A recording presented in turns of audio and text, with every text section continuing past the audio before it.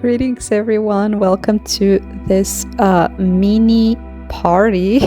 I think I'm gonna call this episode Ascension Retrospective.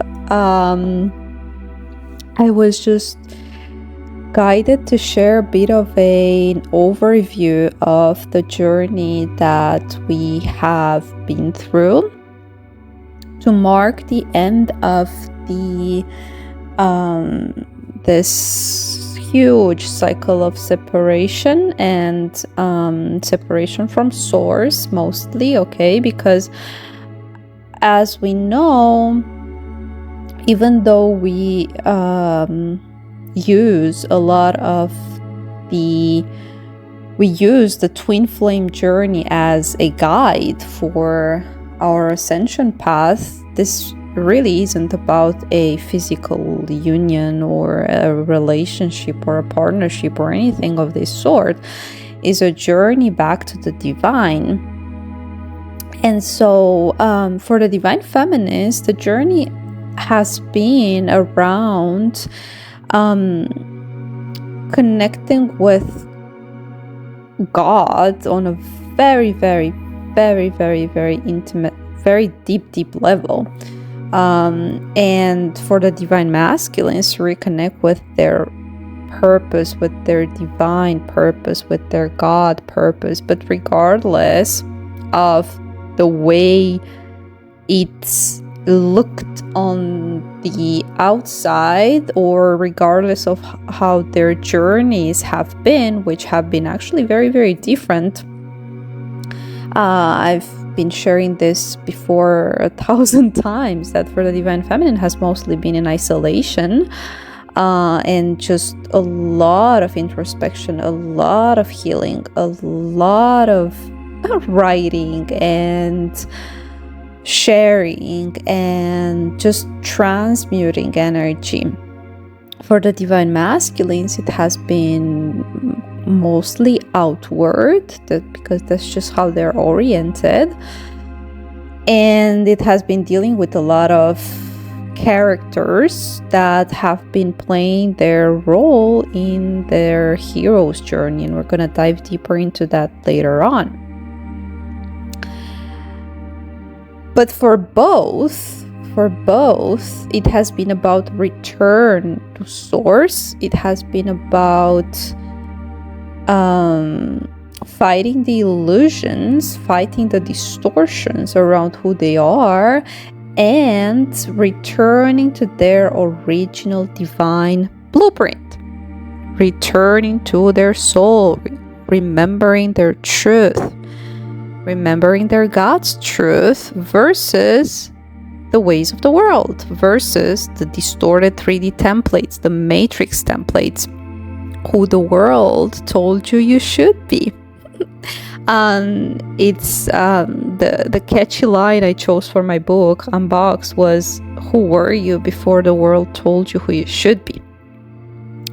And so for us, divine beings, the 144, we have been encoded with the divine blueprint. Okay, we have come here as star seeds, as light workers, carrying the blueprint of the divine feminine and divine masculine. Now what happened as a result of trauma, of everything that we've been experiencing in our childhood, in past lifetimes, all of it, as a result of that, we have it has shaped our character, it has shaped our avatar into someone we're not, and we have been forced to hide who we truly are, and all of it was justified because it was just not safe. And by the way, I'm gonna end this episode with a quote. I hope I'll remember that the world is not ready for your magic yet, divine masculine. So take it easy, take it slowly. I know that right now you're free from the karmic jail and just bursting with ideas, purpose, just you're free. You're free, and you just wanna You just want to move forward, but you really gotta most of the Divine Masculine's journey has been about knowing who they should trust, okay? Because they are not ordinary. They are not random humans. They are here on a mission. They are here with a very, very big purpose. And so gotta be smart about this. Is one of the lessons that the Divine Feminines have had to learn the hard way, is learning who they should trust when it comes to their sharing their purpose and who they are. You can't just walk around just spreading your magic left and right, because let's face it, the world is not ready yet. So let's dive into the original blueprints for the Divine Feminines and the Divine Masculines, as well as the distorted. This is just a just very random draft that I've been doing on a Sunday morning, but it's I hope it just sends the message that it needs. So the Divine Feminine, she's a very, very mystical being. Now, Divine Feminines listening, we know how difficult it was for us to be the embodiment of the divine. We have been burnt on the stake for lifetimes and lifetimes and lifetimes. We have been judged. We have been labeled as prostitutes, right? Mary Magdalene. All of that nonsense. We have been kept in caves. And the Divine Masculines as well, they still carry some trauma around fear to be connected with the Divine Feminine, because they also have been persecuted. Those who were frequenting is that a word? Those who were connected to a Divine Feminine, they have also been persecuted, killed in other previous lifetimes. So these are templates that our souls and fears that our souls still carry, and so I'm not holding it against my counterpart when he says that he carries fear around our connections, because it's justified.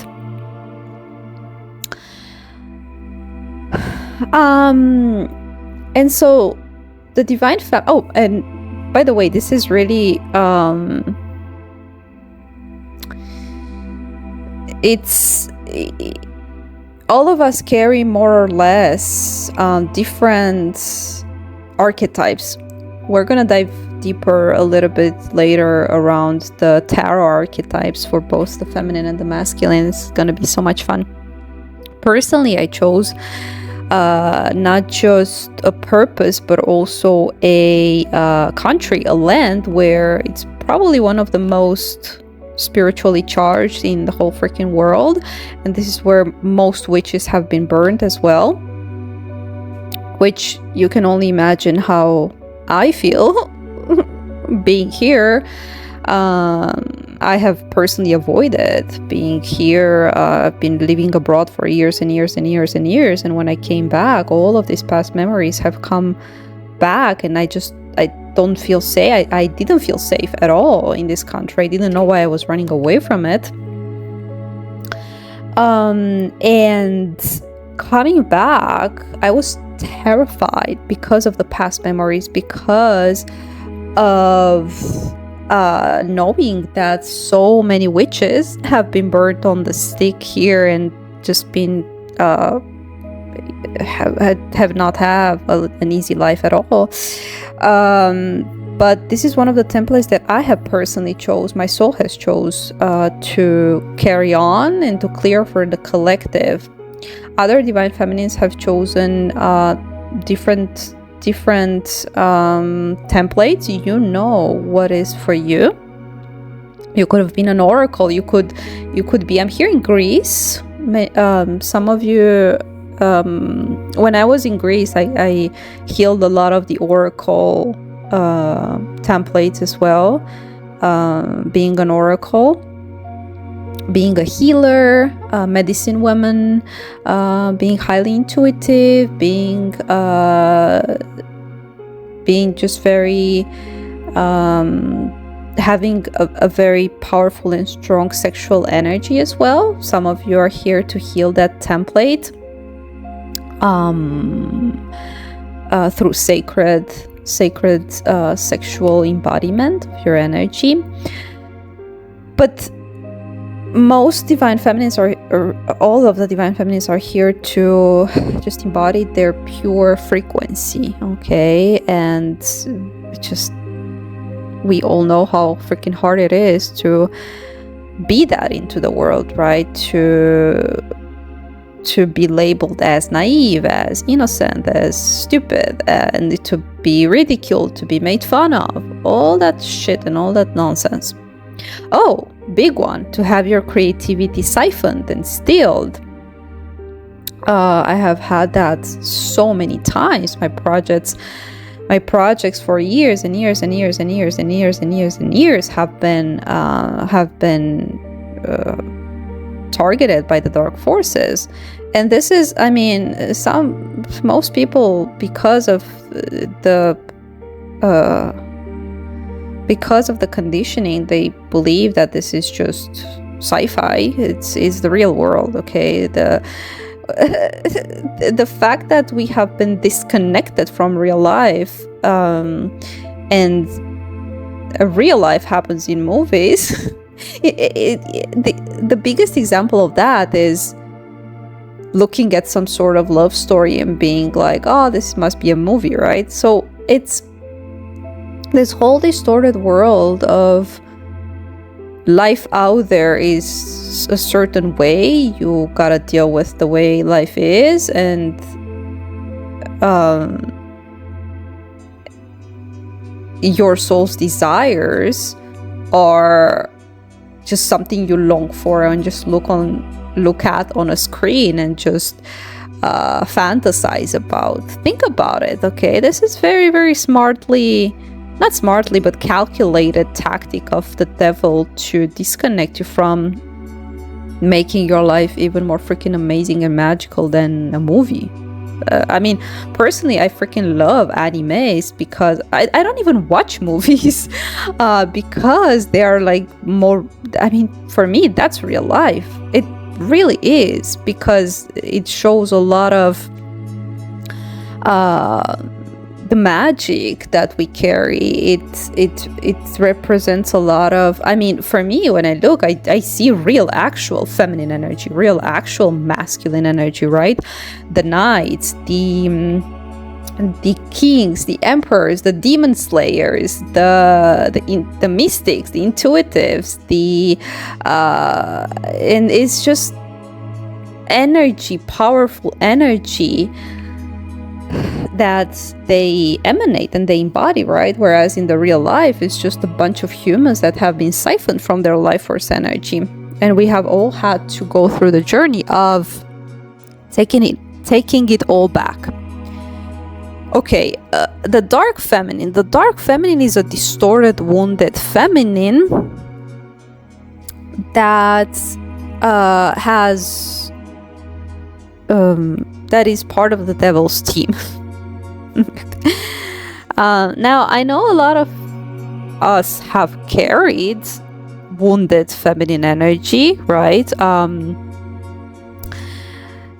A lot of us at some point have had to deal with this distorted templates within us. This is what healing is all about, is when you are in survival mode, when you are in deep wounded energy, you adhere to the devil's agenda, right? You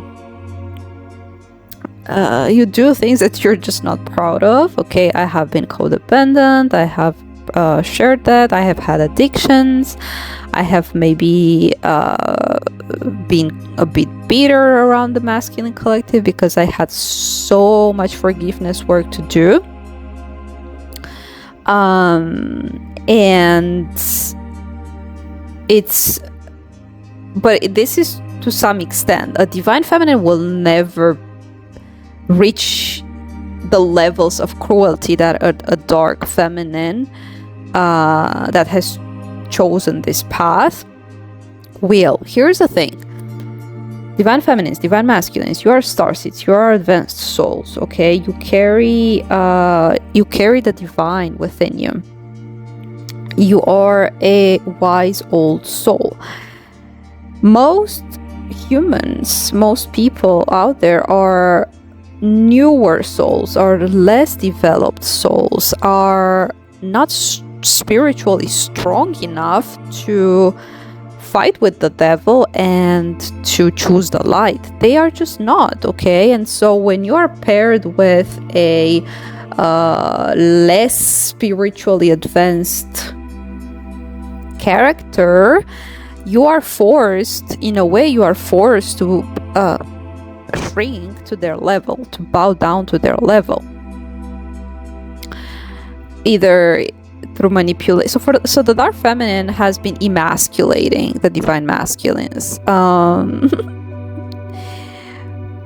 Personally, as a divine feminine, when I was in a codependent relationship, every single time I was just not in my power.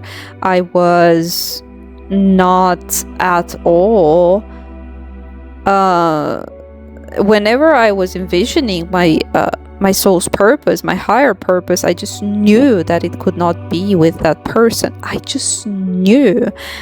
But it was the part of me that was afraid of my power and that was afraid of my path that was attached to that codependent person. And so he was keeping me small. He was keeping me, he was laughing about my spiritual side.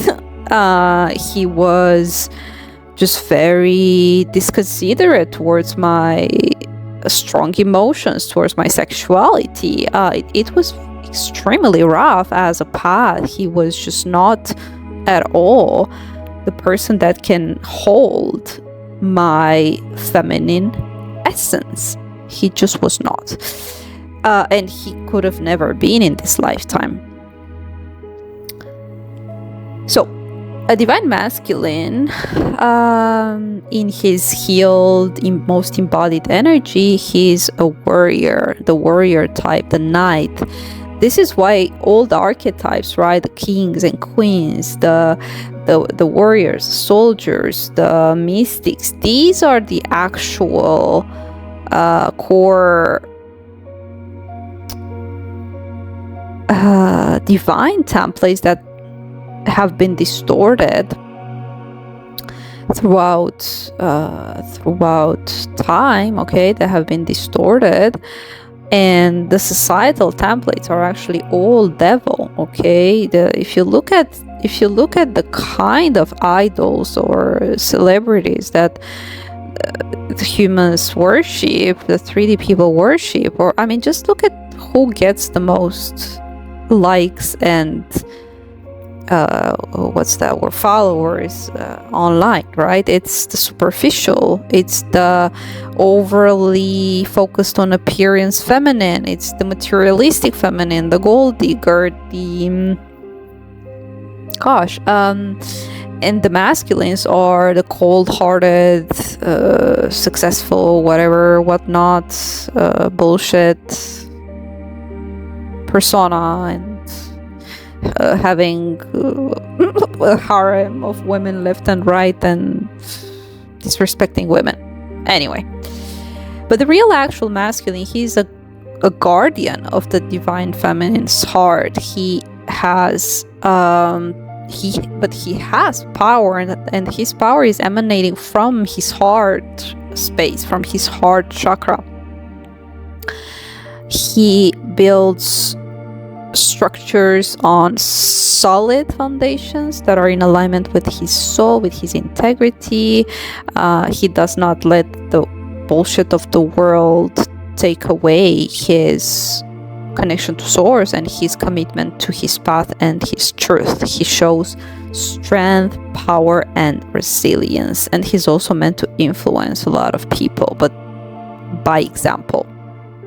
Now, the toxic masculine, he's not necessarily the asshole narcissist that we may envision. He can be hiding behind a people pleaser mask. He can be hiding behind a submissive masculine. He can be hiding behind external power. He can be emotionally closed off, promiscuous, easily influenced, ego-driven, afraid. These are all distorted toxic masculinity that actually they are all carefully crafted.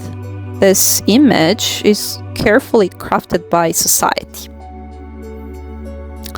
The divine masculines have also had some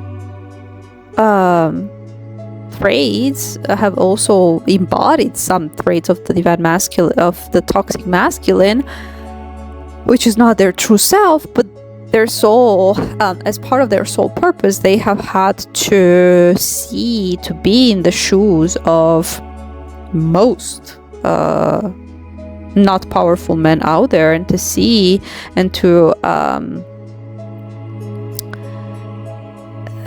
I guess have empathy around why they have had to choose this path. But a divine masculine will never stay in those in those boxes. Will never do that, because it's just not their purpose. It's just not their path.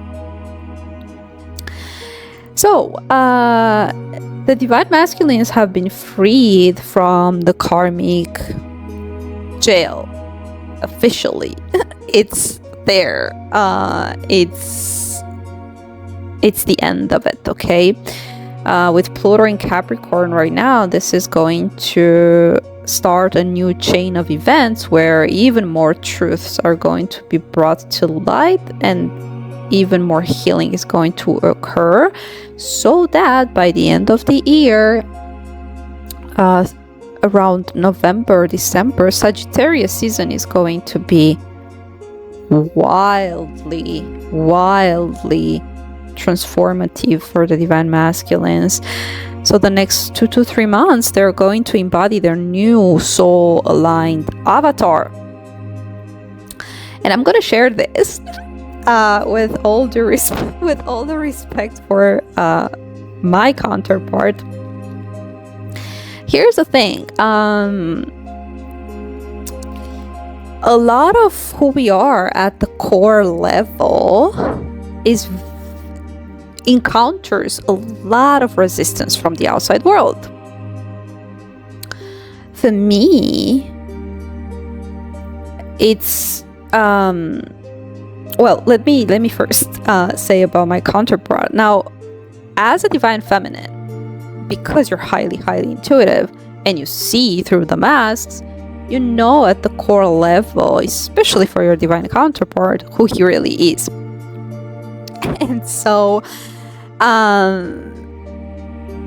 however, when you encounter them in the physical realm and you meet their ego self, their identity, their persona, their character, who is not at all who they really are, you are just, something doesn't compute, something doesn't align, because you know who they are at the soul level, and you keep holding them in that vision, and they're gonna keep gaslight you and say, this is not who I am, because they're afraid of being their true self, because there's so much resistance from the outside world to be their true self. But you're gonna keep pushing their buttons, you're gonna keep showing them who they are until they're gonna surrender to that, because they cannot take living a lie anymore.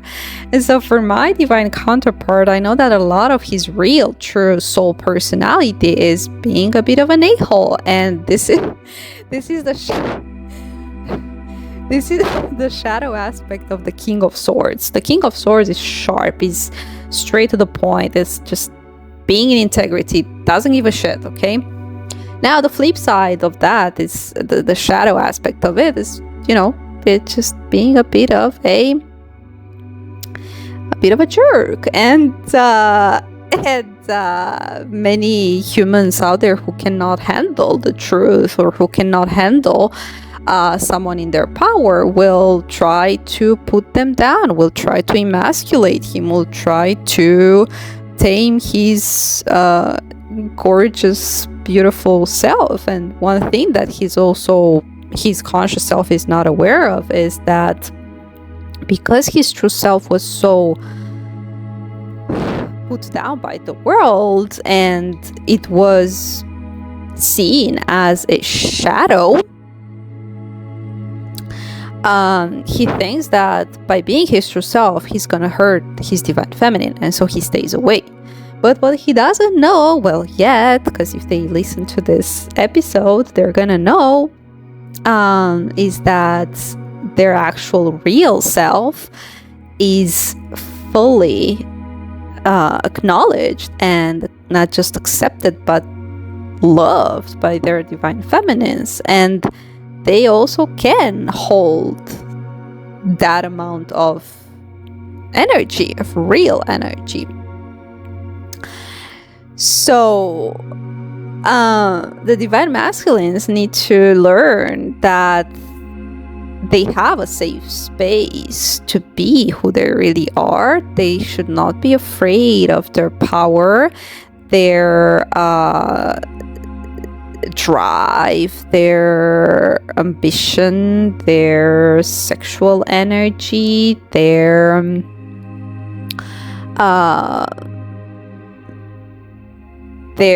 spiritual abilities, because a lot of the divine masculines are about to find out just how awesome they actually are. But here's the thing, the whole freaking world could not accommodate them.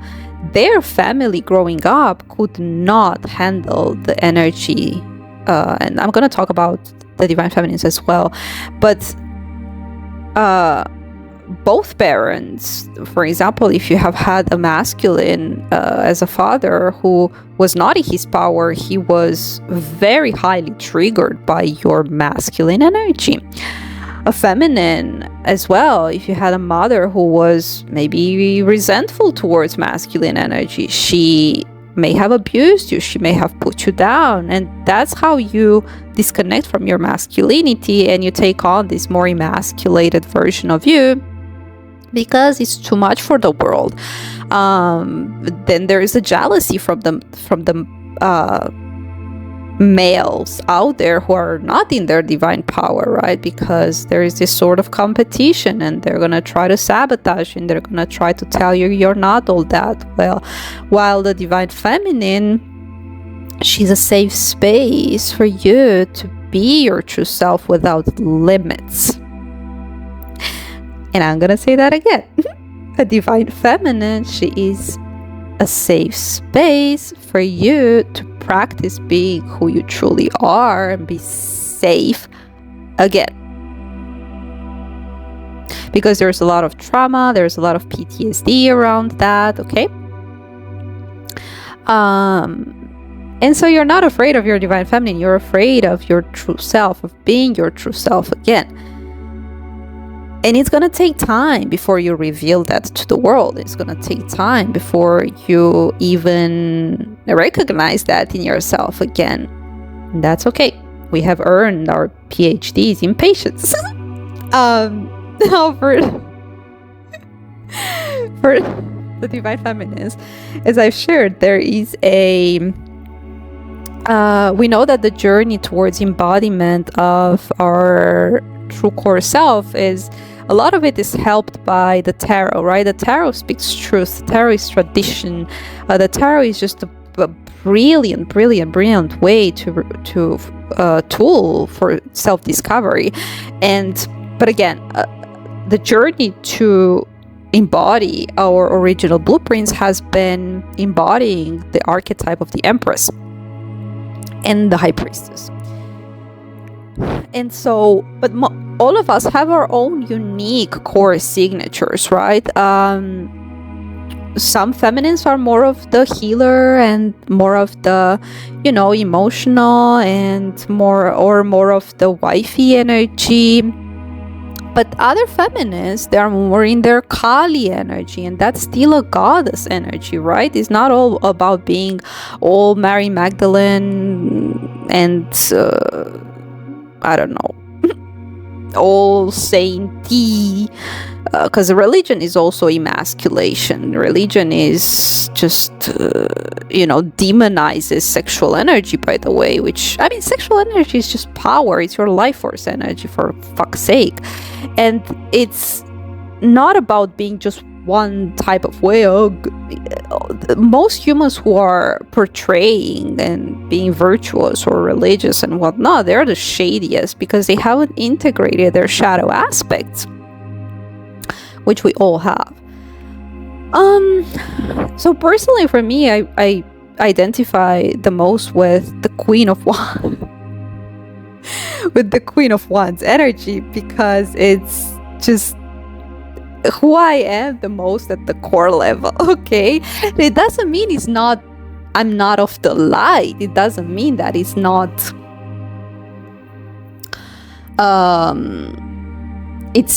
pure. It doesn't mean that it comes from bad intentions or it's destructive or it hurts anyone. I mean, it may hurt their egos, but it won't hurt hearing the truth, or it won't hurt being around the Queen of Wands. But I have a very, very strong, powerful energy, and it's very intimidating. And mostly, this is why personally I have had to be around powerful masculines in my career. It's because my energy was just very, very strong, and a lot of feminists could not stand me. Just could not stand me. And so this is why I have always tried to partner up with powerful energies as well. And that's who I am, and I don't care who doesn't agree with that. But also I have had to face a lot of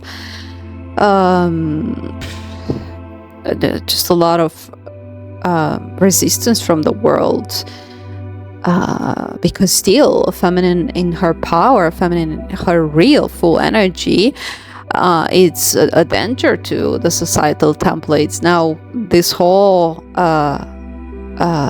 woman empowerment agenda is nonsense. It's just actually turning you into a masculine.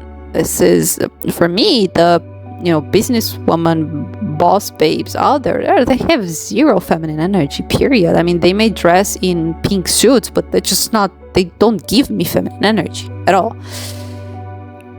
So we have reached the end of separation consciousness. I just laugh because I'm not used to present.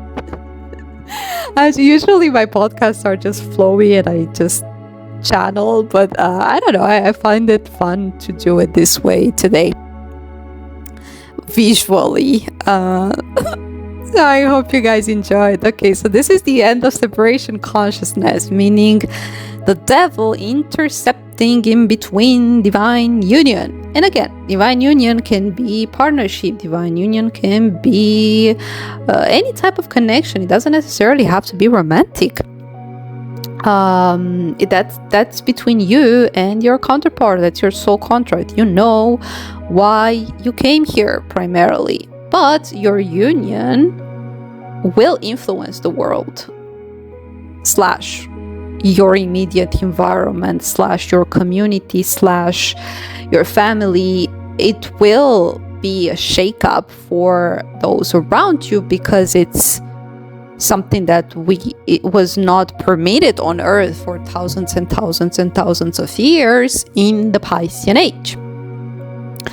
And so there's always been this, what we also call as the third party. So the devil is the third party, which created illusions of separation, illusions of not being worthy of the deepest kind of love.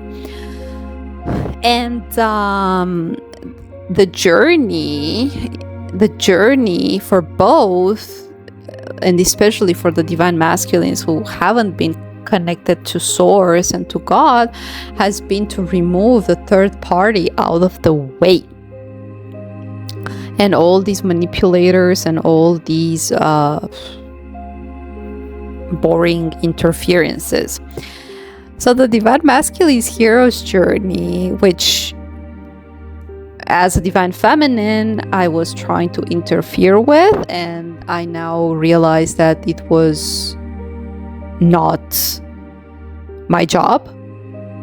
Regardless of what you're going to tell your Divine Masculine, he may retrospectively look at it and be like, oh shit, she told me that. But you cannot convince a Divine Masculine. You cannot okay, this is huge. You cannot rob them of their own life lessons and their own experience. I just saw 111, which is leadership. And I just saw it again.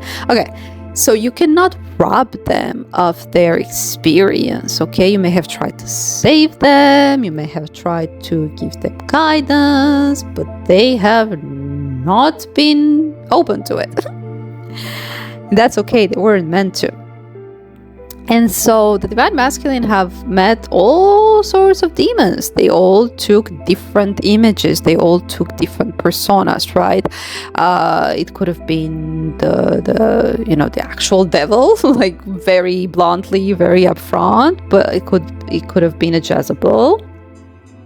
It could have been the covert narcissist and the false victim. It could have even been the quote-unquote friendly friends who were just trying to keep them small, and were just there as a placeholder to, oh, you don't have to go after your purpose, oh, you don't have to do that, I mean, just stay here, just have a drink and watch TV and whatever, pat in the back, just watch football. And this is the comfort zone friends that's still the devil, and etc. It could have been the greedy, the greedy influences. It could have been the distorted masculine influence. I mean, you name it. You know what that was for you. But the Divine Masculine have faced huge demons. Ooh, God knows how big those demons were.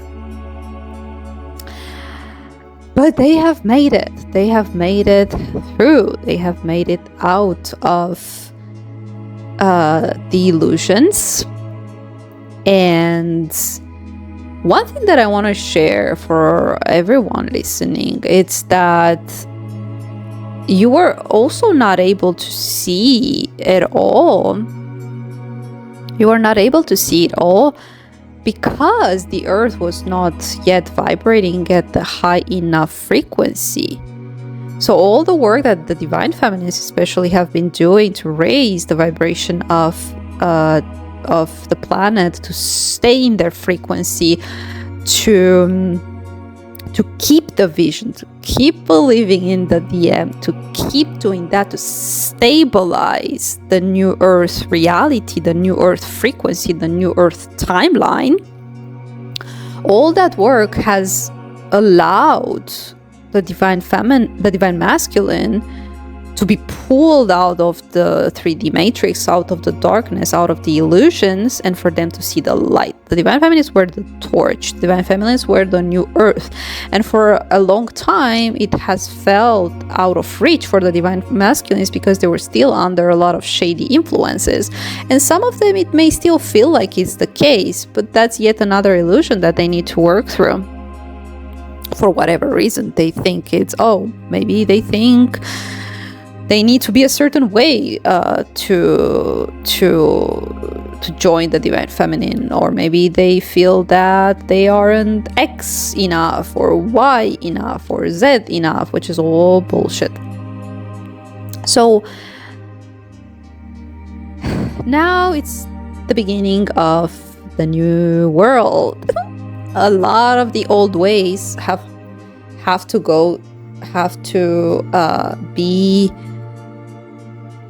crumble. A lot of the old ways, a lot of the survival mechanisms, survival patterns, powerlessness, helplessness, hopelessness, just all of that needs to go to shit. All of that needs to be removed. Both counterparts now need to be in their power, and they're gonna start creating the new Earth. For a lot of you, it's going to be creating a family, creating the stability of a 5D template relationship, and is going to birth the star seeds, the next generation, and it's going to be your parenting that is actually your purpose. For other couples, power couples, is going to be in creative projects, art, movies, songs, books, communities, influence, businesses, and this is your baby. This is what you're going to birth out into the world. I may or may have not shared this in the past. Like, I don't see myself, I don't feel like my soul has chosen to be a conduit for birthing an actual human, but my creation in the world is the purpose, is the gift. But for a lot of the divine feminines is being a mother. That's a huge purpose, because it's, as I said, we are the bridge, but the actual change makers are going to be the new baby starseeds, because a lot of our job as Wayshowers was to be freed of karma and setting the foundations. So these are the two main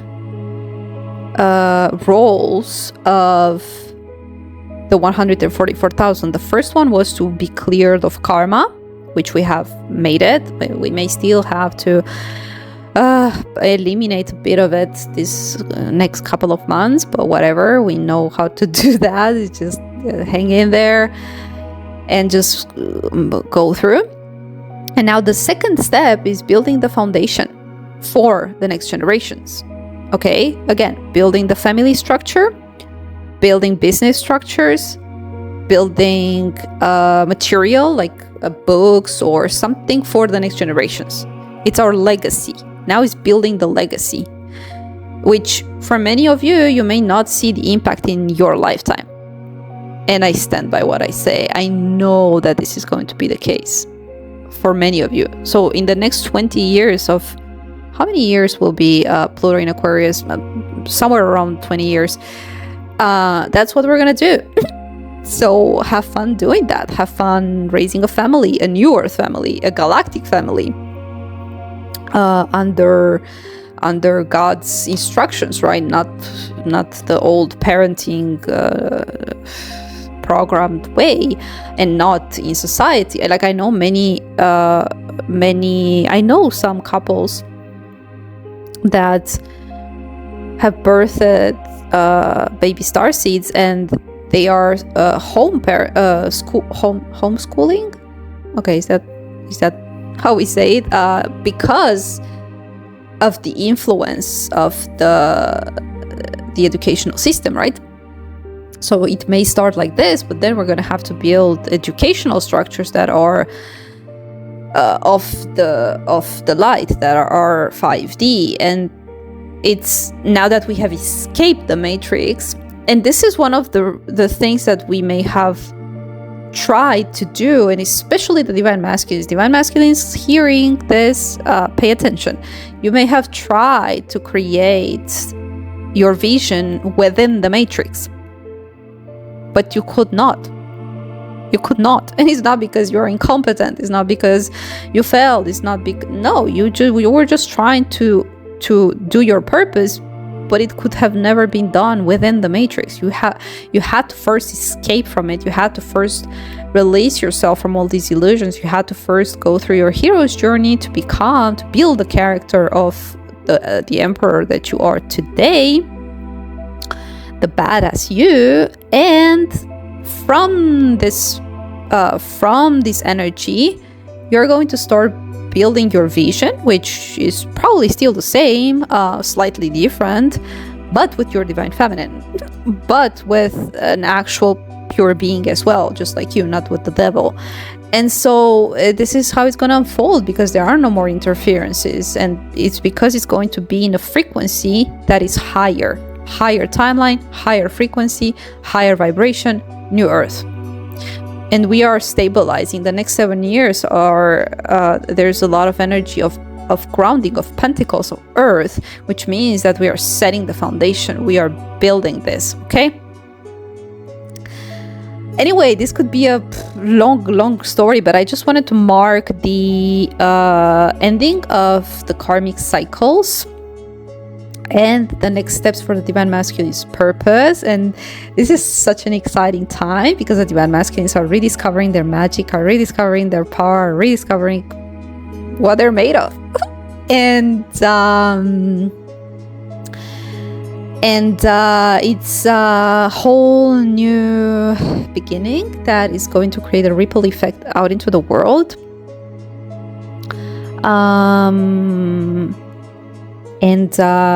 Yeah, I cannot wait to see the unfolding of this in real life, because for a long time for the Divine Feminines it has been in their visions, it has been in their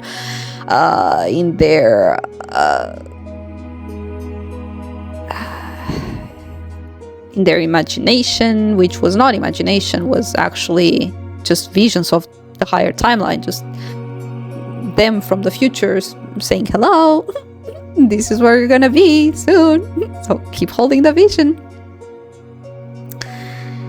So yeah, this is where we're at. This is where we're at, everyone. I hope you enjoyed this episode. Let me know in the comments below. And we'll chat soon. Take care, everyone.